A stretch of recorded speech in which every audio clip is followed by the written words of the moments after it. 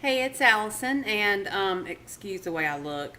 I had promised some of the girls on Facebook when I made the Firecracker Casserole I would tape it, and I just remembered it as I was starting to make it.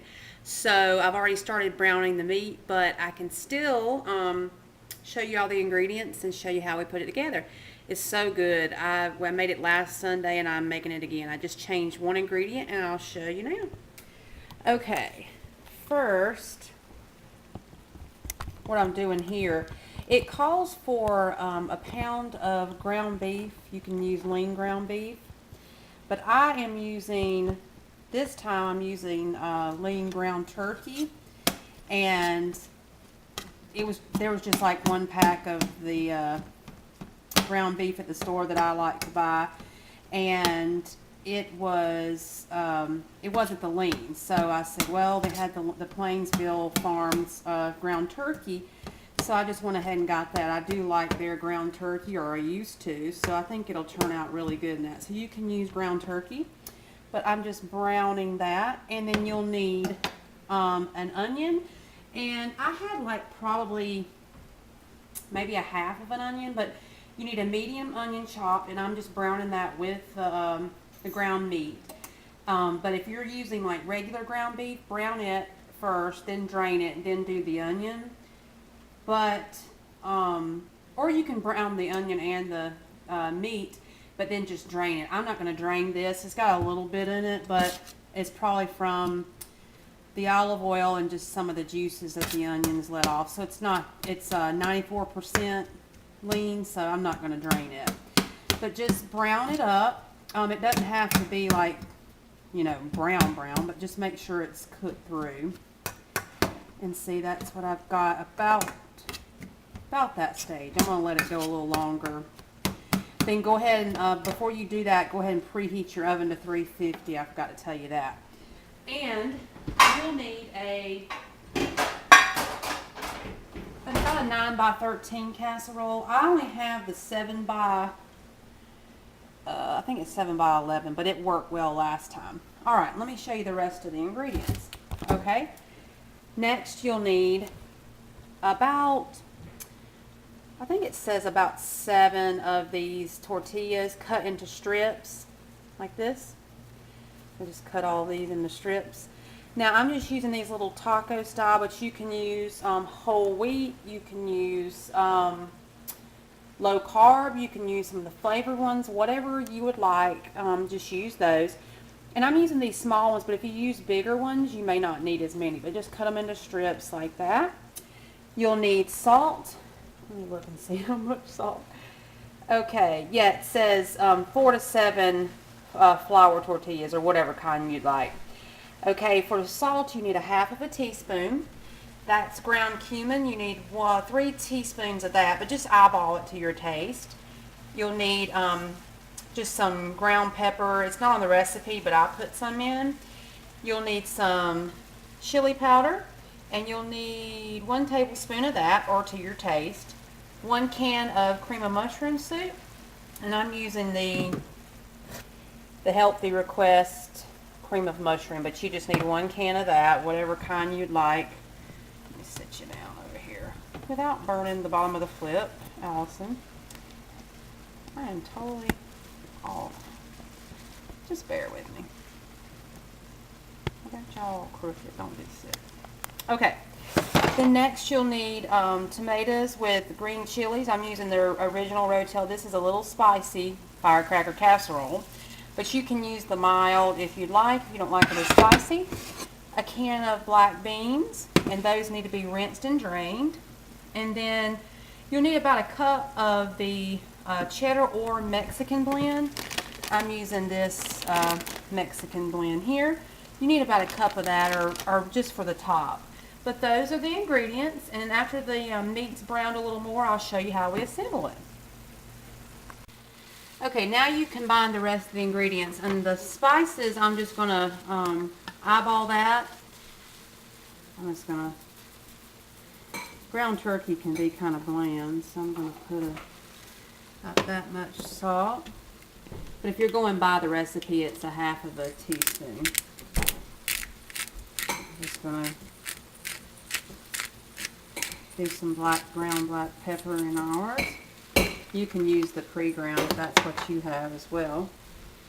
Okay, now the chili powder, it calls for 1 tablespoon. So I'm just gonna eyeball that. That looks about like a tablespoon. And then we need cumin. That'll be 3 teaspoons. And I'm not going to use quite as much. Probably about 2. Yeah. And then you're going to start adding in your beans. Make sure you drain and rinse those. I didn't rinse them as well as I could. I don't have a colander here. I'm at Scott's house, so I couldn't really rinse those as much. But just try to get as much of the liquid off as you can. Okay. And next you add in your can of Rotel or diced tomatoes with green chilies, undrained. You just put those right in. And because my skillet is smaller, I'm just kind of doing this as I go. But just try to incorporate that pretty well.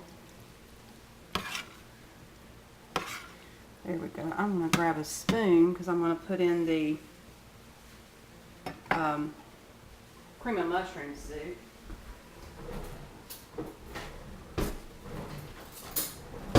Okay, then you add it in, and I'm doing, like I said, the healthy request. You can do the regular, you know, they have a Walmart brand, or you can do, I believe it's some kind of fat-free one or something. But just add that in. And this kind of brings it all together. But you don't add any liquid to this because you have the liquid in the tomatoes too. So don't dilute this at all. There we go. Just get as much as you can out, because you do want that creaminess to it. And then just mix that all together. Then you take your baking dish. I like to use this glass one, but you can use what you have, and you spray it. I just sprayed it with the canola oil spray, or you can use olive oil spray, whatever you have. But just combine this really well. This is a little boring, I know, but you're going to love this dish if you make it. And it's especially spicy if you use the regular Rotel. Okay. That looks about right. And it's got a little more juice than it had last time because I was able to drain the beans and rinse them a little more, but it's not going to matter. Some of it will dry out, and if it don't, it'll be fine. It'll set up okay. Alright, that's what it looks like once you've got everything mixed together. And now what you're going to do is you're going to layer this. Get you a pretty big spoon. You're going to put enough sauce there on the bottom just to cover the bottom. So just take your sauce. Let me move you over here. There we go. Okay, just put enough sauce on the bottom just to make a good layer so that your tortilla strips aren't sticking to the bottom of the pan. Just spread that out pretty well. That looks about right to me.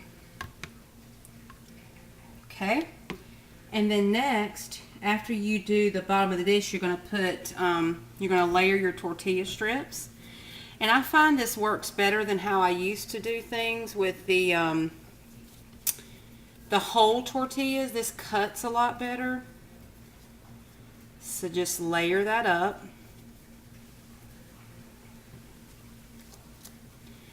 I'm not going to make you watch me do each one, but I just wanted to show you at least one layer, but just make sure, and then kind of press it down a little bit. Okay. And after you do that, what you're going to do is just keep layering tortillas and the sauce, and then you're going to top it with the cheese. So I'll show you what it looks like. So next you're going to put the sauce. But I'm going to get all the layers done, and then I will be back. Okay, that's what it looks like after you repeat all the layers. And then you're going to sprinkle it with cheese. And you can do this as little as much as you like. But you just want a good kind of a cheesy crust on the top.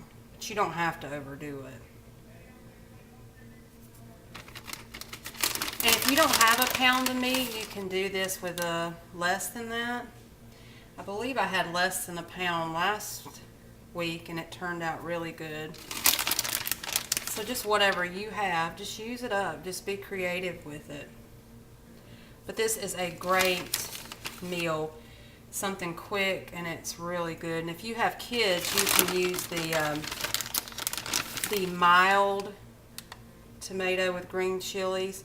But if you can handle a little heat, I think this is the best way to go. Okay.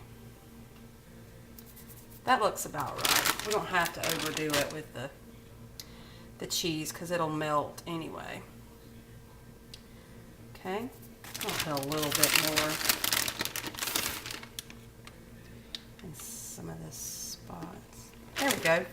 So that's what it looks like. Put this in the oven and bake it for 25 to 30 minutes until everything is heated through and the cheese is brown. I'll come back when it's ready. Okay, this is what it looks like when you bring it out of the oven. It looks really good. You just make sure it's brown on the top to your liking. And then you can, after you take out your portion, you can add a little light sour cream to the top. I didn't last time, but I do have some this time I'm going to add to it. You can put a little more hot sauce, anything that you would like. But I would say you could just put the sour cream on the top. And this is Firecracker Casserole. I meant to tell you, you bake this uncovered for about, just say 25 to 30 minutes. Also, this is a recipe I got from somebody on Facebook named Kendra. She had posted they were eating it, so I asked her for the recipe, and I think it's one of her family's, you know, I guess her mom made it for them, and it's a go-to recipe, I believe, for her family. But this is it, and give it a try, and let me know how you like it. I will talk again soon. Bye-bye.